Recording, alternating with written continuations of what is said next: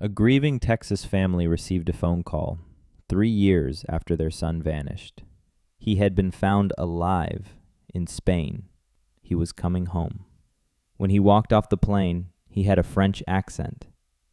His eyes were a different color. His hair had been dyed. He was 7 years older than their son should have been. He had tattoos in the wrong places. They welcomed him anyway. They gave him his old room back. They introduced him to neighbors as their son. They let him live in their house for 5 months. And here is the question that nobody has ever been able to answer with any certainty. Did they genuinely believe he was their son? Or did they already know that their son was never coming back? The man who walked off that plane was not Nicholas Barclay. He was a 23-year-old French con man named Frederic Bourdin. Interpol knew him as the Chameleon. He had assumed hundreds of false identities across Europe and had been wanted for years. He was not particularly tall. He was not particularly remarkable to look at. He had brown eyes and dark hair and spoke English with a noticeable French accent. Nicholas Barclay had been blonde, blue-eyed, and Texan. This is the story of how Frederic Bourdin convinced a family, the Spanish authorities, and the FBI that he was someone he was not, and of the question underneath that story that is darker and more unsettling than anything he actually did. What happened to the real Nicholas Barclay? Nicholas Patrick Barclay was 13 years old when he disappeared from San Antonio, Texas, on the 13th of June, 1994. He had been playing basketball with friends at a neighborhood court not far from his home and called his mother to ask for a ride back. She told him she was tired. His older brother Jason was asked to go and get him. Jason said no. Nicholas told them he would walk. It was about 1.5 miles. He was never seen again. Nicholas was not an easy child. His family was fractured and struggling. His mother Beverly worked long hours and had a complicated home life. Nicholas had a court date scheduled for the day after he disappeared to determine whether he should be placed in a juvenile facility. His family assumed initially that he had run away to avoid it. It was the kind of assumption that delayed the search by critical hours. When it became clear he had not simply run, the family reported him missing. Police searched. Flyers were distributed. The local media ran the story. Nicholas Barclay, 13 years old, blonde hair, blue eyes, various tattoos on his arms and hands, a small scar. Last seen wearing shorts and a striped shirt near the basketball court. Nothing. No body. No confirmed sightings. No credible leads.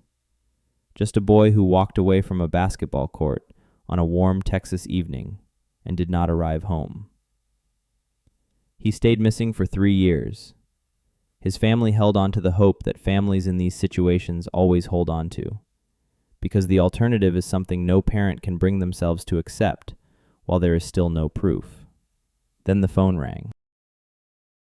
Frederic Pierre Bourdin was born in 1974 in Nanterre, a suburb of Paris.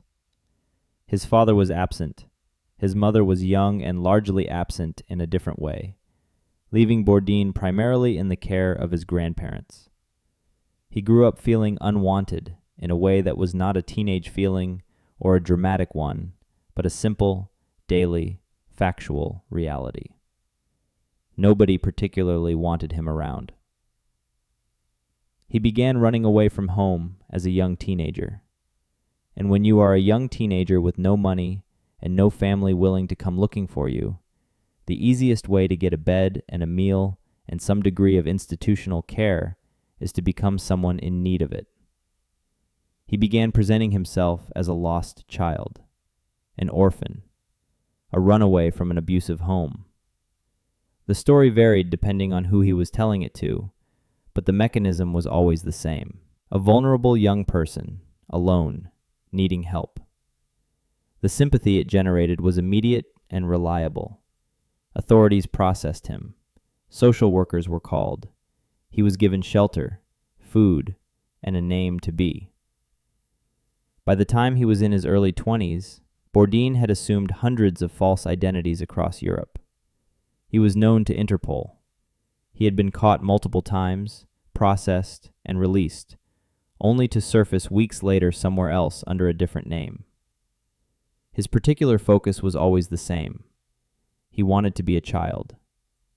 Not in a sinister way, in a desperate, compulsive, almost impossible to explain way. He wanted to belong to something, to be taken in, to have a family in the room, even a temporary one.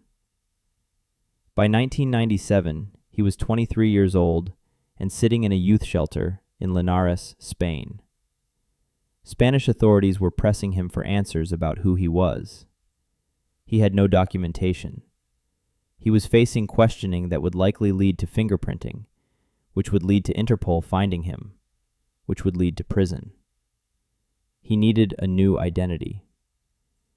A Spanish police officer, trying to be helpful, mentioned that there was an American organization that helped locate missing children, and that perhaps one of their cases might match his description. The officer gave him a phone number. Bourdin called it, and the name they gave him, when he described himself, was Nicholas Barclay. He looked up everything he could find about Nicholas Barclay in the next few hours. 13 years old when he disappeared. 3 years missing. Blonde hair, blue eyes, tattoos. San Antonio, Texas.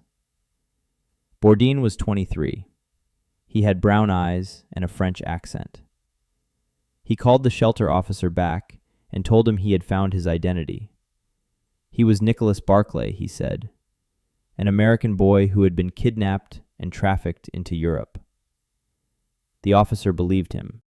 What followed was a preparation that demonstrated, in specific and practical terms, exactly how far Bourdin was willing to go. The eye color problem was managed with colored contact lenses. The hair was dyed blonde. The accent was explained by claiming trauma had scrambled his ability to speak normally. Nicholas, he told anyone who asked, had been through things that would explain any inconsistency, any gap, any detail that did not quite match. The tattoos were the most serious challenge. Nicholas Barclay had distinctive tattoos on his hands and arms that were documented in the missing persons file. Bourdin had none. He found a young woman in the shelter willing to tattoo him by hand with improvised equipment. The results were approximate. Good enough, he calculated, to pass. The National Center for Missing and Exploited Children sent a representative to Spain to assess whether this boy was genuinely Nicholas Barclay. That representative, a woman named Carrie, conducted an interview. Bourdin answered the questions with the mix of vagueness and emotion that he had learned, over years, was the most effective response to institutional questioning. The trauma narrative was powerful. It explained everything. A boy who had been kidnapped, trafficked, abused. Such a boy would not remember things clearly. Such a boy would say unusual things. Such a boy would be different from who he was before. Carrie reported back that this appeared to be Nicholas Barclay. The documentation was prepared. A passport was issued. Flights were arranged. Nicholas Barclay's sister, Carrie Gibson, flew to Spain to collect her brother. She had not seen him since he was 13. She was collecting a 23-year-old Frenchman with brown eyes and a foreign accent. She later said, in the documentary made about the case that she knew something was wrong the moment she saw him, that he did not look right, that something did not fit. She took him home anyway. Bourdin sat on a plane to Texas and watched the Atlantic pass beneath him and understood that he had done something that should not have been possible, and that the harder part had not yet begun. The Barclay family welcomed him. Beverly, Nicholas's mother, held him. Neighbors came by. Local press took photographs. The story was covered as a miracle. The missing boy, found alive after 3 years, returned to his family. Bourdin moved into Nicholas's room. He met the family's friends. He attended family events. He lived as Nicholas Barclay for nearly 5 months in a house in San Antonio, Texas, sleeping in a dead boy's bed. He was asked constantly about what had happened to him. He had constructed a story: kidnapping, trafficking, abuse by a network that included military personnel and government officials. It was elaborate, the kind of story that was too awful to press on. Nobody wants to push a traumatized child to relive something like that. The very awfulness of the story was its protection. But there were cracks. There were always cracks with Bourdin. He could not fully suppress the accent. He did not know things that Nicholas should have known, small details, the kind that do not appear in missing persons files, the layout of rooms in the house, the names of childhood friends, things that a boy who had grown up there would know without thinking. He managed these gaps the way he managed everything, with emotion, with the trauma narrative, with the implicit suggestion that pressing him on such things was cruel. For 5 months, it worked. Then a private detective named Charlie Parker arrived. Parker had been hired by a television producer to document the story of Nicholas Barclay's miraculous return. He was not a fraud investigator. He was not sent by law enforcement. He was simply a man whose job required him to look carefully at things and ask questions that other people had stopped asking. He looked at Bourdin, and something was wrong. If Dead Air Stories is where you come for stories like this one, subscribe. Drop a comment with what you think happened to the real Nicholas Barclay, because that question does not have a clean answer. Back to Charlie Parker. Charlie Parker was methodical. He noted the eye color discrepancy. Nicholas Barclay had blue eyes. Bourdin had brown ones. He noted the accent. He noted the physical differences, bone structure, ear shape, the specific details that a thorough look at the original missing persons photographs revealed. He brought his concerns to Nicholas's mother, Beverly. She was not receptive. She became defensive. She insisted this was her son. Parker went to the FBI. An agent named Nancy Fisher began working the case. She ran the ear shape analysis, a forensic technique that compares the geometry of the outer ear, which does not change significantly with age or weight. Bourdin's ears did not match Nicholas Barclay's. She requested a DNA test. The family resisted. They did not want a DNA test. They argued that the trauma their son had been through was being compounded by this questioning, by this refusal to simply accept that he was home. Parker kept watching. He began to believe something beyond the obvious fraud, something that made the whole situation considerably darker. He believed the family knew. Not that they had been duped and were in denial, but that they knew this was not Nicholas, and that the reason they were not pushing back, the reason Beverly was so resistant to the DNA test, was not grief or wishful thinking. It was because they already knew Nicholas was gone. And a living person in his room, whatever the truth of that person, was preferable to confronting what had actually happened to him. Parker confronted Bourdin directly. He told him he knew he was not Nicholas Barclay. Bourdin called him back shortly after and argued, then went quiet. In March of 1998, Bourdin confessed. His name was Frederic Bourdin, he told Parker, and he was wanted by Interpol. Bourdin was arrested and charged with passport fraud and perjury. He pleaded guilty in September 1998 in a San Antonio court and was sentenced to 6 years in federal prison. It was the heaviest sentence he had ever received. But before his sentencing, Bourdin made a claim that changed the shape of the entire story. He told investigators that he believed the Barclay family had known from the beginning that he was not Nicholas. And the reason they had known, he said, was that they already knew what had happened to Nicholas. His claim was specific. He believed that Nicholas had been killed, that the circumstances of his disappearance were not what they appeared, that someone within Nicholas's immediate environment had been involved. He pointed, without providing evidence, at Nicholas's older brother Jason. This accusation was never proven. Jason Barclay was never charged with anything in connection with Nicholas's disappearance. There is no physical evidence linking anyone in the family to harm coming to Nicholas. But Jason Barclay died of a drug overdose in 1998, shortly after Bourdin's confession. The timing has been noted by investigators and journalists who have followed the case. It means that whatever Jason knew or did not know about his brother's fate, he took it with him.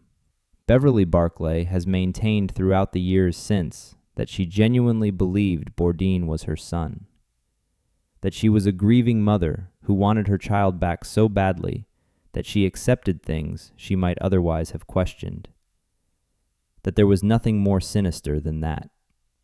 Investigators who worked the case have never publicly confirmed Bourdin's accusation. Nicholas Barclay remains listed as a missing person. There has been no conclusion to that part of the story. No body found, no case closed. Just a boy who walked away from a basketball court in Texas in 1994 and never arrived home. And a French con man who, decades later, is the only person still publicly asking what happened to him. Bourdin served his sentence and was deported to France. He did not stop. In 2004, he posed as a 15-year-old orphan in a school in Grenoble, France, for several weeks before being identified. In 2005, he appeared in a Spanish city, presenting himself as an orphaned teenager. He was caught again. Each time the pattern was the same. The vulnerable child story, the institutional sympathy, the temporary family, the eventual exposure. He has given interviews over the years. He participated extensively in a British documentary called The Imposter, released in 2012, which told the story of the Nicholas Barclay case. He is articulate in these interviews, reflective in a way that is difficult to assess. Whether it is genuine self-awareness or simply another performance is something each viewer decides for themselves. He has said that what he wanted, always, was to belong somewhere. That the compulsion to become someone else was not about money or excitement. It was about the feeling, however temporary, of being a person that a family chose to keep. He met a woman. He has children of his own. He has spoken publicly about trying to build a life that does not require becoming someone else to make it bearable. Whether he has managed that is something only he knows. What is certain is this: Frederic Bourdin looked at the world when he was very young and decided that the only way to survive in it was to be someone other than himself. He spent decades doing exactly that, with a skill and commitment that borders on the remarkable. He fooled authorities across multiple countries. He fooled a grieving family. He fooled the FBI. He fooled the official representative of an organization whose entire purpose was to find missing children. And underneath all of it, underneath every identity he ever assumed, was a question he never quite managed to answer. Who was he when he was nobody? Nicholas Barclay has never been found. His case remains open. He would be in his mid-40s now. Somewhere, there is either a grave that has not been discovered or a man who walked away from his life at 13 and built something else entirely from it. Both possibilities exist. Neither has been ruled out. The Barclay family has largely stayed out of public view since the documentary. Beverly has continued to maintain that she was deceived, that she believed, that she is a mother who lost her son twice. Bourdin lives in France. He has continued to give occasional interviews. He continues to be the most visible person associated with this story, which is its own peculiar irony. The con man is the one still talking. Everyone else has gone quiet. That was the story of Frederic Bourdin, the chameleon, the man who convinced a family their son had come home. And the question that sits underneath everything else in this story, the one that has never been answered and may never be, what happened to the real Nicholas Barclay? Subscribe to Dead Air Stories so you do not miss the next one. Drop a comment. Do you think the family knew? Dead Air Stories. More coming soon.